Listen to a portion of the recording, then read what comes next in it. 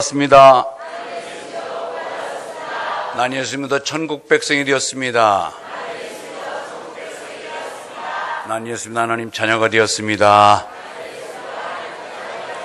우리 영원한 한 가족입니다. 예.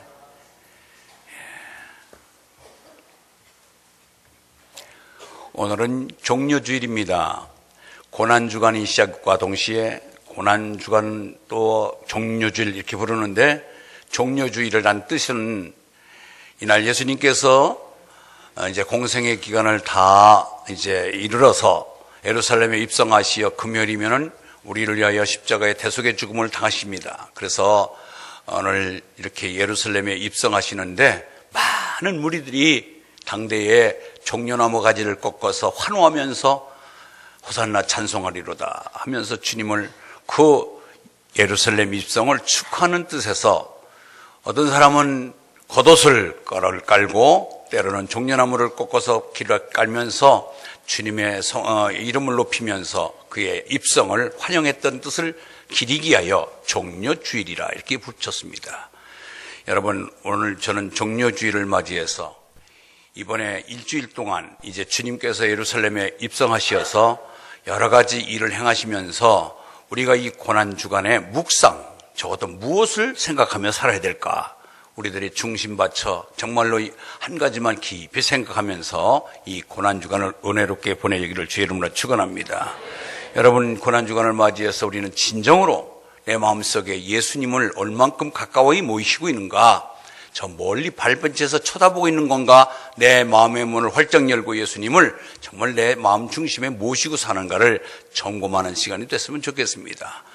다시 한번 예수님을 영접하여 그 영접함으로써 하나님 자녀되는 권세를 누리시기를 주의 이름으로 축원합니다. 영접을 누구를 영접하느냐에 따라서 우리의 신분과 우리의 성품과 우리의 인격이 달라지기 때문에 그렇습니다.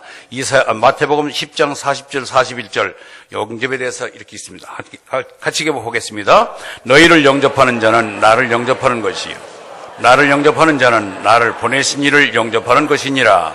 선지자의 이름으로 선지자를 영접하는 자는 선지자의 상을 받을 것이며 이름으로 의인을 영접하면 의인의 상을 받을 것임이니라. 예, 우리가 누구를 영접하느냐에 따라서, 누구하고 가까이 함께하느냐에 따라서 우리 인품과 인격이 달라집니다. 여러분 생각해 보세요. 도둑놈하고 날마다 영접하고 도둑놈을 가까이 하고 도둑놈과 대화하면은요, 야, 담 넘어가는 얘기, 뭐 서랍 두지고 뭐 금품이 나온 얘기, 날마다 도둑 얘기만 들으면은 은연중에 나도 도둑놈화 되어 가는 것입니다.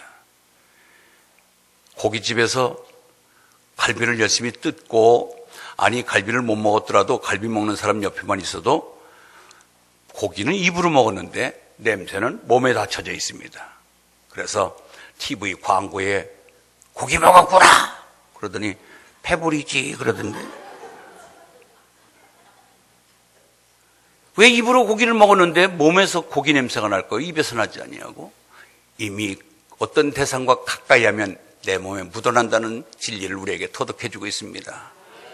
마약 사범하고 가까이 해서 맨날 마약 맞아서 붕 뜬 구름 타고 다니는 얘기만 하면은요, 호기심이 나서라도 나도 한 대 맞아볼까나 하고 마약 사범이 됩니다. 누구하고 어울리느냐, 누구하고 가까이 지내느냐에 따라서 우리의 삶의 태도가 달라집니다. 여러분, 마귀 사탄과 영접하면 마귀 사탄의 종이 되는 것입니다. 그래서 당시에 예수님께서 누구하고 가까이 지냈냐면 세리와 창기와 가난한 자, 고아, 과부들을 가까이 대했어요. 그랬더니 이 바리새인과 서기관들이 그들을 굉장히 타부시하고 죄인화했거든요. 창기 세리들은 상종도 안 할 정도로 아주 그렇게 인간 저 이하로 봤는데, 예수님이 그들과 가까이 하니까 저것도 별 수 없이 창기와 세리 등급밖에 되지 않는구나 하고 예수님을 평가절하했던 것이 바리새인과 서기관들이었습니다. 그러나 아닙니다. 예수를 영접하면 우리는 새 생명을 얻고 모든 곳에서 구원받는 역사가 일어날 줄 믿습니다. 요한복음 1장 11절 12절에 자기 땅에 오매, 시작, 자기 땅에 오매 자기 백성이 영접하지 아니하였으나 영접하는 자 곧 그 이름 믿는 자에게는 하나님 자녀되는 권세를 주셨으니. 예, 종료주일 맞이해서 다시 한번 예수를 깊이 영접하고 그분과 동행하는 아름다운 삶이 있기를 바랍니다. 예. 뜨겁게 환영하는 무리들, 호산나 찬송하리로다, 예수여 어서 오시옵소서 하면서 막 흔들면서 찬양하는 모습들. 그런데요, 놀라운 것은 딱 일주일도 못 가서 그들이 뭘로 변하냐면 폭도들로 변해서 예수를 잡아 죽이라고, 바라바를 놓아주고 예수를 죽이라고 소리친 사람이 무리들이에요. 왜냐하면은 예수님에 대한 가치와 예수님의 누구신가를 잘 모르면은 내 이익 추구에 따라서 예수가 좋아지기도 하고 죽일 사람이 되기도 하기 때문에, 여러분, 우리는 이 종료주의를 맞이해서, 특히 고난주간을 맞이하면서 예수님을 깊이 알아서 예수를 깊이 생각하라. 할렐루야. 그렇지 않으면 우리는 어느 순간에 또다시 예수를 배척하고 나가서 교회 다니는 것들 다 그렇고 그래. 예수 믿어봤어. 예수 믿어봤으니 뭐 별거 아니더라고. 오히려 더 심한 안티들이 돼서 기독교에 대해서 반감을 갖고 있는 사람들이 많습니다. 이건 예나 지금이나 똑같습니다. 우리는 예수를 깊이 알고 그분이 나와 어떤 관계인가를 알 때에 우리는 목숨 바쳐 그분에게 충성할 수가 있는 것입니다. 이 주님께서 오늘 이 고난주간에 예루살렘 성에 입성하는 이 모습들, 이거 보면은 그동안에 또 고난주간 동안에 예수님의 행적에 대해서는 사복음서에 다 기록이 되어 있습니다. 마태, 마가, 누가, 요한복음에 다 사복음서에 기록이 되어 있는데, 오늘 특별히 저는 10가지를 골라서, 이 고난주간에 적어도 우리는 이것만큼은 묵상하고 여기에 대해서 좀 더 깊이 생각해보자. 10가지. 그 중에 오늘 10가지를 다 소개하려면 점심도 골라야 되고 오후 예배까지 채워야 됩니다. 그래서 오늘 저는 일부 예배 때 이 시간에는 4가지만 묵상거리를 제시하고 나머지 6은 수요 예배 때 연이어서 계속해서 설교할 테니 수요 예배 모두 빠지지 않고 나와야 완편 설교를 듣는 것입니다. 예. 저는 그래서 이 고난주간에 묵상할 수 있는 우리 묵상의 대상 첫 번째 뭐냐면은 예수님이 예루살렘 입성 시에 나귀 새끼를 탔는데 이 나귀 새끼를 제공한 사람을 묵상하시기 바랍니다. 예수님께서 예루살렘에 입성하는데 예수님이 제자를 불러서 야, 저 베다니 벳바게에 가봐라. 거기 가면은 거기에 타지 않은 나귀가 매여 있을 것이다. 그 얘기예요. 그래서 거기 말씀대로 가보니까 나귀가 매여 있습니다.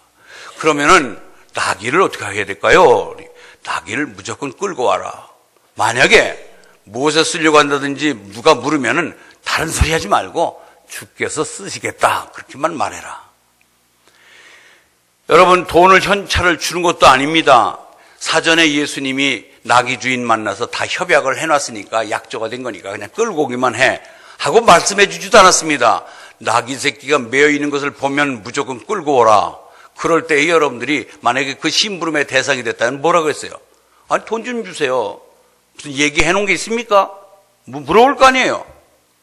근데 이 제자는 주님의 말씀에 아멘 하면서 달려갑니다. 그래서 베다니 보내면서 마을 어귀에 맨 나귀를 보고 벳바게 맞은편 마을 베다니로 가서 그 나귀를 부르려고 하고 있습니다. 그럴 때에 뭐 주인이 물어봤겠죠. 누구시오? 뭐 하는 사람이요?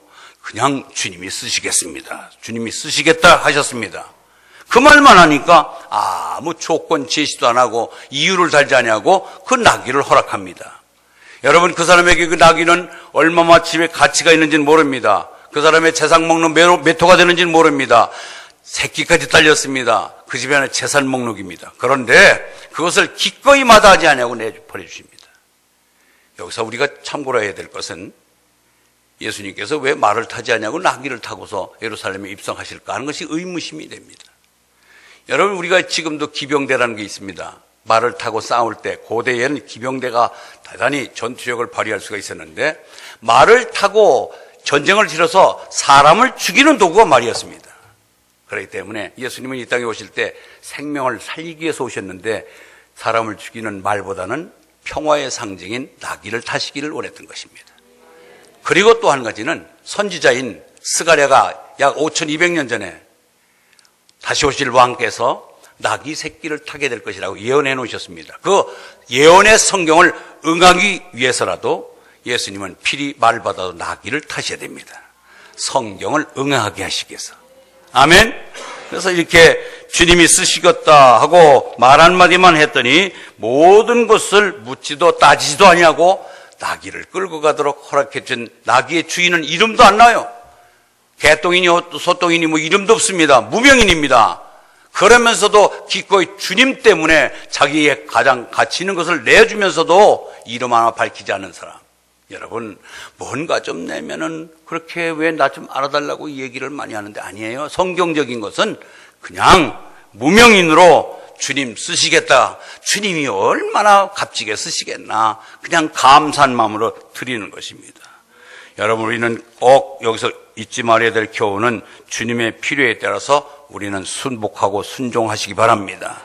주님이 요구에 따라서. 그것이 우리가 해야 될 일입니다. 여기 아브라함이라고 하는 사람도 성경에 우리의 믿음의 조상으로 일컬어지는데 왜 아브라함이 믿음의 조상이 됐는가? 그는 100세요. 정말 어렵게 아들 이삭을 얻습니다. 그런데 그 이삭을 바치라는 거예요. 그거 하나님 쓰시겠다는 거예요.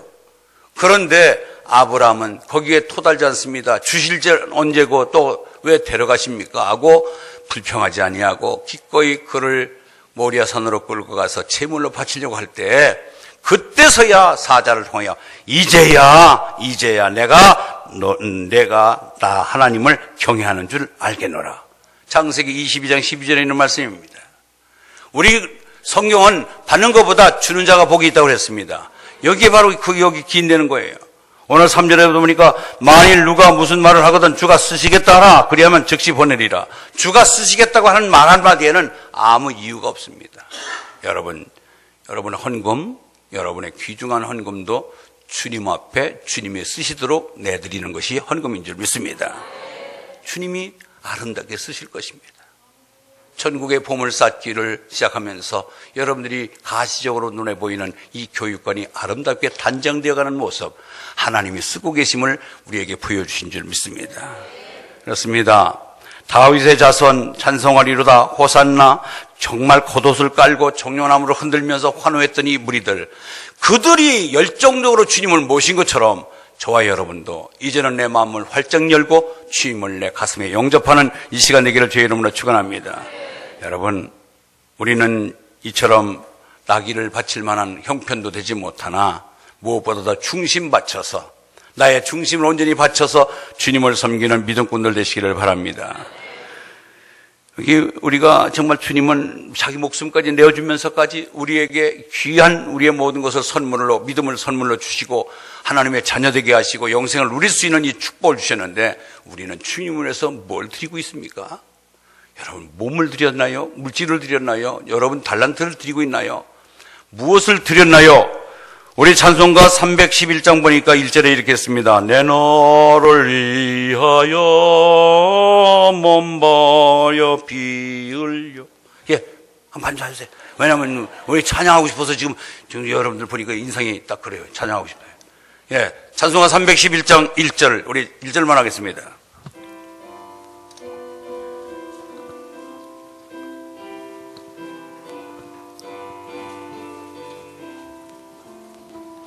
내 너를 위하여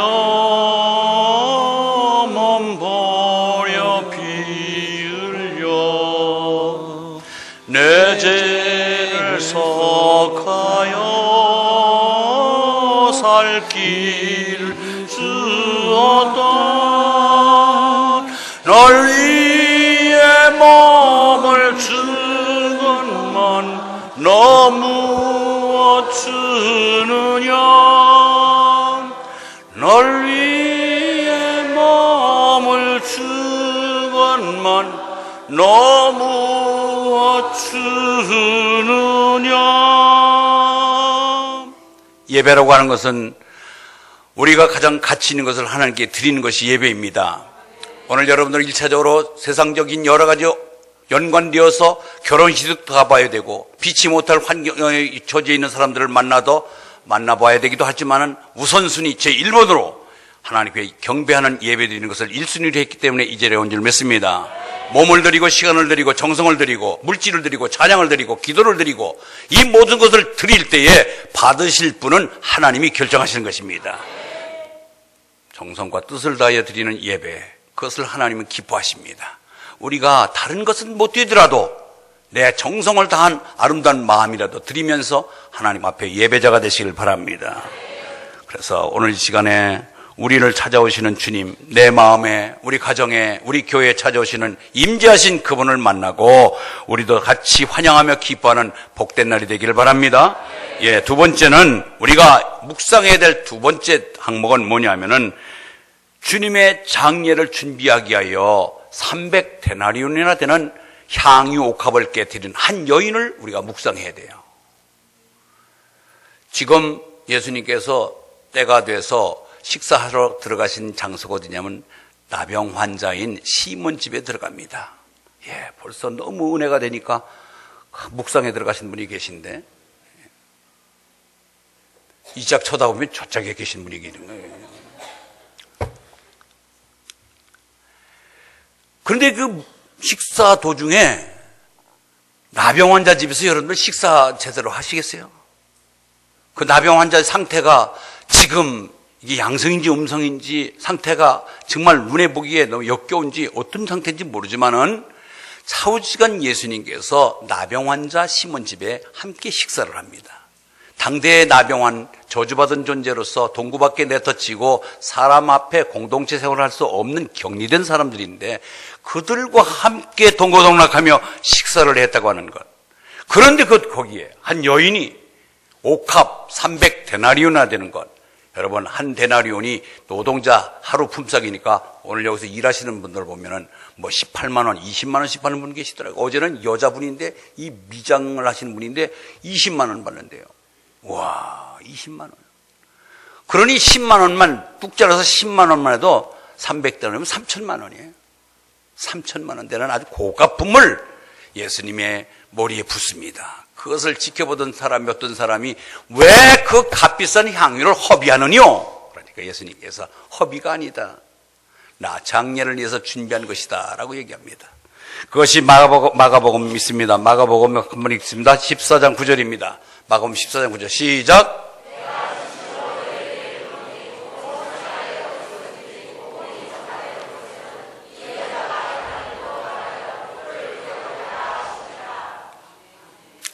저는 한번 생각해 봤어요. 여러분, 지금 3천만 원 적은 돈 아니에요. 3천만 원 드리고 이 지구촌에 기독교가 존재하는 한 예수님이 재림하기 전까지 이 여인을 기념하라고 했고 이 여자 얘기가 계속 해자된다면은 여러분 3천만 원 좀 투자해 볼 만한 가치가 있지 않겠어요? 그것이 과연 가능하겠어요? 여러분, 이 돈은 이론이라도 믿음이 있을 때 기쁨으로 내는 거지 믿음이 없이 예수와 나의 관계성, 저분이 나를 위하여 자기 몸을 드리고 나를 제사함받게 해줄 대상이라는 것을 분명히 우리가 깨닫고 할 때는 여러분들이 어떤 만큼의 액수를 관계하지 않냐고 우리는 기꺼이 기쁨으로 그분에게 드릴 수가 있습니다. 그러나 그렇지 않으면 단 이론도 아까워요. 이 시간이 지금 굉장히 귀중한 시간인데 이걸 얼마나 값진 이 예배 시간인데 이것이 허송세월 보내고 쓸데없는 곳에 내가 시간을 보내고 있다고 생각한다면 이건 아직도 예수님과 나의 관계가 아직 정립되지 못한 탓입니다. 여러분, 지금 이와 같이 이 여자가, 이 여인이 시집갈 수 있는 지참금인지 평생 버는 재산인지는 몰라도 그 어마무시한 돈 가치가 있는 이 향유를 부었을 때에 예수님의 장례를 준비하는 것이다. 여자가 행한 일도 말하여 그를 기억하리라. 여러분, 우리는 늘상 주님이 나를 위해서 돌아가신 그분, 그 은혜가 좋아서 감사하고 늘 그 믿음의 행함에 좀 걸맞는 아름다운 삶을 사시길 바랍니다. 동떨어진 삶이 아니라 정말 그분에게 내가 조금이라도 부응하고 내가 조금이라도 보답하려고 산다면 우리가 더욱더 열심히 믿음으로 살 것입니다. 여러분, 이 고난주간에 우리는 3천만 원이나 되는 고가의 것을 하나님께 드릴 수는 없어요. 그러나 고난주간에 몇 끼 금식하고 몇 끼 금식을 여러분들 능력껏 믿음대로 금식해서 금식미를 예수의 이름으로 헌금하는 그런 여유를 좀 부여주시기 바랍니다. 그래서 성의가 있어야 돼요. 이 고난주간에 그것을 여러분에게 강조합니다. 아프리카에서 선교하던 리처드 목사님이라고 계신데, 이 목사님이 아프리카에 가서 그때 선교할 때는 성경이 보급이 안 돼 있고 아직 아프리카 부족들에게는 성경이 번역이 되지 않아서 성경을 가져가서 현지어를 습득해서 현지어로 번역을 해가지고 성경을 가르치다 보니까 얼마나 어렵겠어요. 그래서 누가복음을 가져가서 누가복음을 오늘 하루에 10절씩을 그들에게 강의하기 위해서 10절씩을 번역을 해서 하루에 10절을 가지고 그들에게 늘 공부시켰습니다.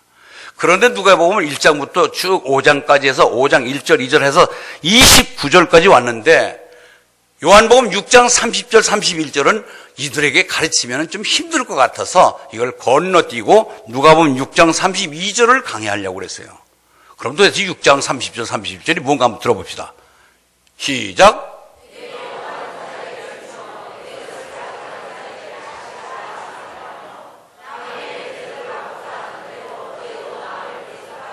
예, 그들이 가진 게 없고 서로 나눌 수가 없어서 이 말씀은 좀 건너뛰려고 했더니 성령께서 자꾸 이 말씀을 가르치라는 사인이 와서 할 수 없이 누가복음 6장 이게 똑같이 30절 31절을 번역을 해서 그들에게 열심히 강의를 하고 가르쳐줬어요. 그랬더니 이걸 공부하고 난 다음부터는 이상한 현상이 벌어진 거예요.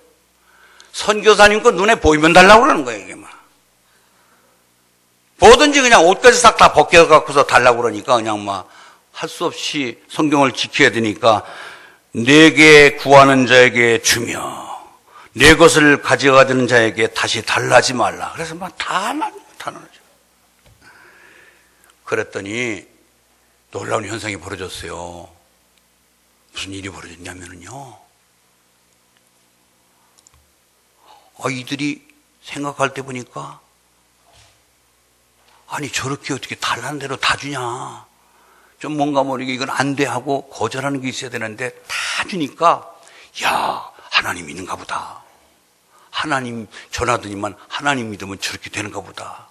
그래서 그 선교사가 내어줌에 대한 그들의 후덕한 마음이 전해질 때에 하나님을 알 만한 지혜를 주신 거예요. 그래가지고 안 되겠다.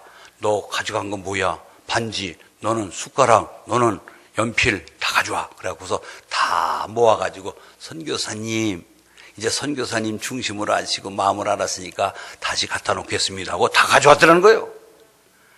그러면서 그것을 끄는 게 아니라 우리도 하나님 믿자. 하나님 믿으면 이렇게 서로 내 것 네 것 따지지 아니하고 서로 나눌 수 있는 좋은 사람이 된다고 하니까 이 하나님 우리도 한번 믿어보자. 그래서 그 부족들이 하나님을 믿게 됐다고 하는 놀라운 일이 있습니다. 할렐루야. 여러분 조금 나눠보십시오.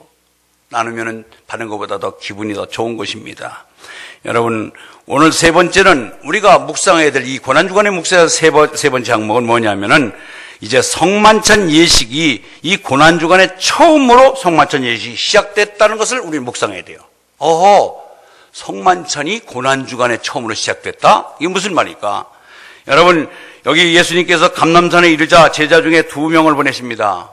이제 감람산에서 이제 가서 기도하고 2 사람을 동네로 보내면서 야, 너 가면은 어떤 여자 만날 거야. 항상 시공을 초월하여 앞을 보시는 예수님. 제자들은 무턱대고 심부름하기 위해서 순종에 내려가는데 여인이 물동이 입고 하는 거예요. 여자를 따라 들어갔습니다. 자, 우리 마가복음 14장 13절 16절 있습니다. 마가복음 시작.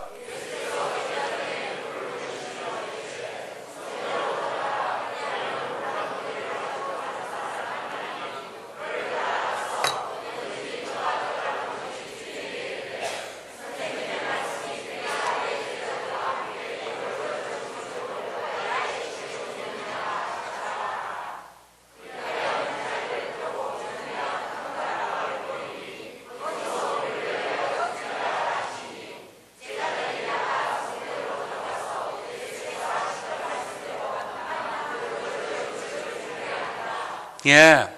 이제 이 산에서 내려가면은 이 제자들과 마지막 만찬 석상을 벌여야 되는데 마땅한 집이 없으니 가서 여인을 따라가 봐라.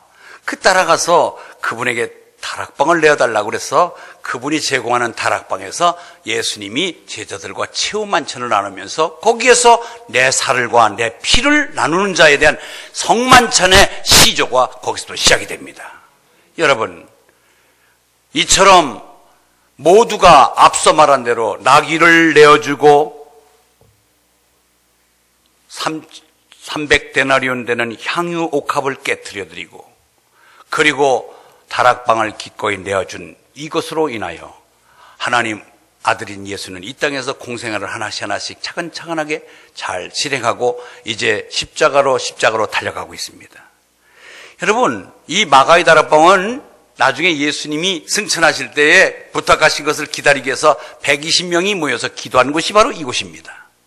그리고 여기는 바로 베드로가 복음 전하다가 잡혀갔을 때에 제자들이 합심해서 열심히 기도할 때에 옥문이 열려서 베드로가 무사하게 이렇게 감옥에서 나올 수 있었던 곳이 바로 이 기도한 곳이 바로 이 마가의 다락방이에요. 여러분, 우리는 이처럼 이 기도한 것이 얼마만큼 유익되고 기도의 능력이 얼마나 놀랍다는 사실을 여기서 우리는 볼 수가 있습니다. 우리 고난주간에 성만찬 예식을 하면서 예수님께서 말씀하십니다. 이제는 너희들이 고난주간을 맞이하면서 성만찬을 행할 때에 이 성만찬식은 대대로 기념하라. 그래서 지금도 우리 고난주간을 마치고 이제 우리는 부활주일날 성만찬을 하게 됩니다. 여러분, 이 성만찬도 바로 고난주간에 한 여인에 내어준 다락방으로부터 시작이 됐다고 하는 것, 그것이 우리에게 주는 의미가 대단히 큽니다. 우리가 다 내 것을 아깝습니다. 내 것 내주는 것 다 싫습니다. 그러나 주님께 드리는 것은 인색하거나 억지로 하지 말고 기쁜 마음으로, 자원하는 마음으로 주가 쓰시겠다고 할 때 순종하는 것이 저와 여러분이 취할 태도인 줄 믿습니다. 그래요. 여러분, 우리가 앞서 말한 대로 나귀를 드릴 수도 없고 옥합을 깨트릴 수도 없고 다락방을 내가 집을 팔아서 어떤 다락방을 하나 사드릴 수도 없고 땅을 사서 예수님의 장례를 치를 무덤을 준비하지는 못하더라도 우리의 빈 마음, 욕심을 걷어내고 깨끗한 마음, 정성 들인 마음, 뜻을 다하고 정성을 다하고 힘을 다하여 주 너희 하나님을 사랑하라고 했으니 그 아름다운 마음을 바치는 저 여러분 되시길 바랍니다. 마음이 우선이에요. 마음을 잘 관리해서 마음을 드릴 때 하나님이 우리의 마음을 옥토같이 만드시고 놀라운 은혜를 물붓도 채우실 줄 믿습니다. 네 번째, 마지막입니다. 이제 우리가 이 고난주간에 묵상할 대상은 겟세마네 동산에서 기도하시는 주님의 모습을 묵상해야 될 줄 믿습니다. 주님께서는 무슨 일을 행하실 때 크든 작든 간에 먼저 선 기도 위에 행동하셨습니다. 그분은 하나님이십니다.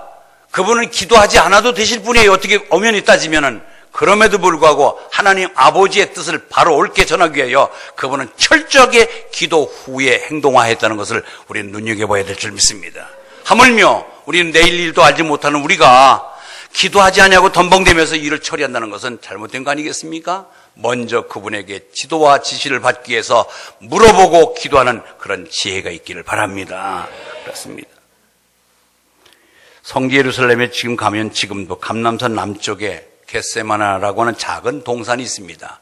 그 동산에서 예수님은 기도하셨는데 이 겟세마네라고 하는 뜻이 기름을 짜는 틀, 그렇습니다. 시작. 눈 감으면서도 들었네요. 기름을 짜는 틀, 시작. 여러분, 우리가 참기름이나 들기름을 짜면은 그 기름을 볶아서 그 깨를 집어넣고 압착을 시켜서 강력한 침으로 눌러서 깨가 진이겨져야 한 방울 한 방울 거기 기름이 나오잖아요. 그와 같이 예수님의 존재는 완전히 그 이 땅에서 얼마나 진이겨지고 매맞고 피 흘리고 가시 찔리고 옆구리 창을 찔리고 온몸에 양팔에다가 발에 못을 박히고 피와 물까지 다 쏟으셔서 그 거룩한 죽음 속에 저와 여러분이 그 은혜와 은택을 입고 제사함 받고 하나님 자녀가 된 것입니다. 그렇기 때문에 예수님이 겟세마네 기도에 이제 그 엄청난 사건을 목전에 두고 예수님은 기도하십니다. 그런데 그 기도 내용이 뭐예요? 누가복음 22장 44절에 예수께서 힘쓰고 애써 더욱 간절히 기도하시니 땀이 땅에 떨어지는 핏방울같이 되더라. 여러분, 하나님 알아서 해주시고 주시려면 주시고 말라면 마십시오, 이게 아니라 하나님 앞에 얼마나 결단력 있게 간절하게 기도했으면은 땀이 땅에 떨어지는 핏방울같이 되더라. 얼마나 심도 있게 강력하게, 죽음이 사실 인성과 신성을 같이 겸하신 분이기 때문에 이 인성으로서의 고통을 견디기 어려우니까 하나님께 기도합니다. 아버지여, 아버지께로 모든 것이 가능하오니 이 잔을 내게서 옮기시옵소서. 그러나 나의 원대로 마시옵고 아버지의 원대로 하옵소서. 이 십자가, 마땅히 하나님이 이 땅에 예수님을 사람으로 내려보낼 때에 구원의 계획 속에 구원을 완성하기 위하여 이 땅에 보내심을 받았지만은 막상 십자가의 목전에서는 예수님도 십자가 지는 거 겁먹은 거예요. 얼마나 두렵겠어요. 그러니까 이 잔을 내게서 옮기시옵소서. 그러나 나의 원대로 마시옵고 아버지의 원대로 하옵소서. 아멘. 여러분, 우리가 기도할 때 꼭 이렇게 하세요.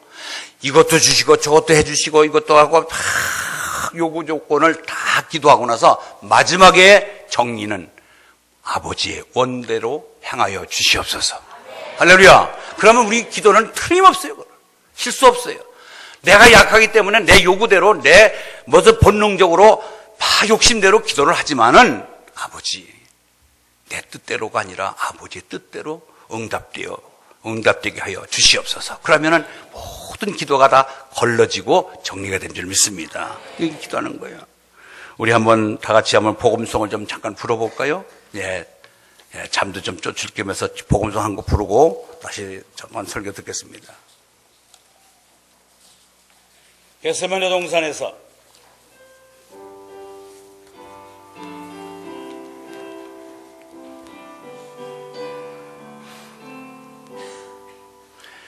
겟세마네, 이거 누가 이렇게 마이크 잡고 불러줘야지.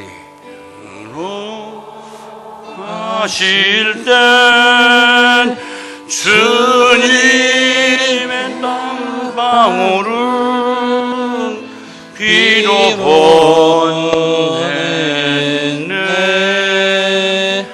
하나님 허약한 나를 위하며 순종의 속죄 피를 흘려주셨네.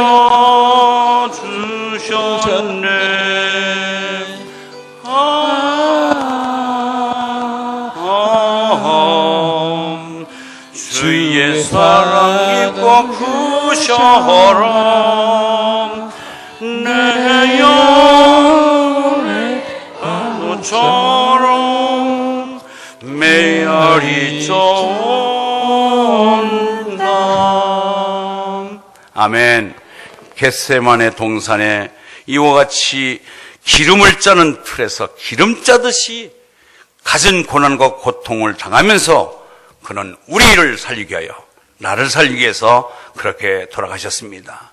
어느 누구가, 어느 위인이, 어떤 종교가가, 어떤 성현이 이렇게 남을 위해서 이타적인 죽음을 가기 위해서 이런 고난을 당하면서 죽은 사람이 이 세상에 예수님 말고 누가 있어요? 그러니 우리가 그 주님의 죽음이 헛되지 않도록 주님의 은혜에 보답할 양으로 우리가 예수를 영접한 이후에 우리의 삶이 좀 더 질 높게 주님의 영광을 위해서 쓰임받고 사용되기를 바랍니다. 예, 이 은혜를 우리가 늘 기억하면서 생각하는 거예요. 이제 말씀 정리하고 마치겠습니다.